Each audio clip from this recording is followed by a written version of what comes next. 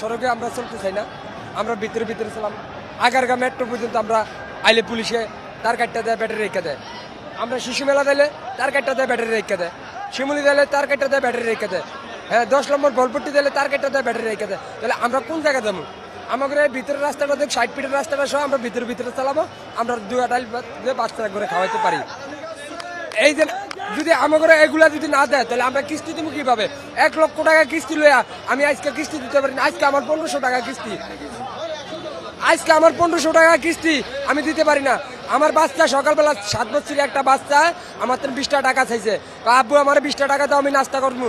আমি কইছি যে মা, আমার 2 চোখের পানি হালে দিয়ে আমি ওই সময় ঘর থেকে বাইরে যাই, আমার বাচ্চার আমি 20টা টাকা দিতে পারি না। আজকে 5 দিন ধরে আমি গাড়ি চালাইতে পারি না।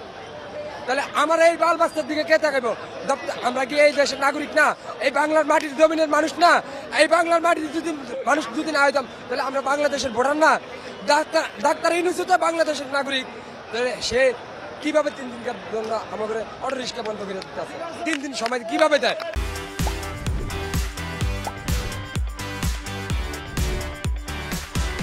আমরা 8 দিন যাবত আজকে এই অটো গাড়ি চলার জন্য আন্দোলন করে যাচ্ছি।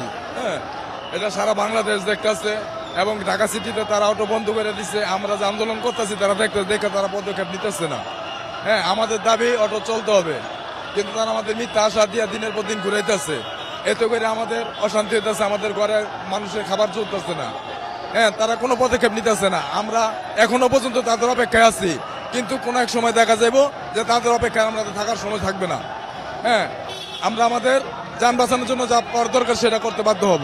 লোন নিয়ে এই অটোগুলা কেনা আমরা যদি না চালাইতে পারি, তাহলে আমরা এই সংসার কিভাবে চালাবো, আর আমরা এই কিস্তি আমরা কিভাবে চালাবো?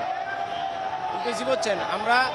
আমরা চাই যে আমাকে যে কোনো একটা নির্দিষ্ট ঈদে আমরা এই আন্ডারে আমরা এরিয়ায় আমরা চালাইতে চাই। আমরা এতটুক চাই, আমাদের শিশু মেলা, আগারগা, 10 নম্বর ফলপট্টি, এতটুক আমরা ভিতরে চালাবো। এতটুক জায়গা দিলে আমাদের আর কিছু লাগে না। আমাদের দাবি সে মানে নেই, আমাদের দাবি সে মেনে নেই, আমরা ভিতরে চালাবো, মেন রোড উঠবো না। আমার এতটুক জায়গা দিলে আমাদের এনাফ।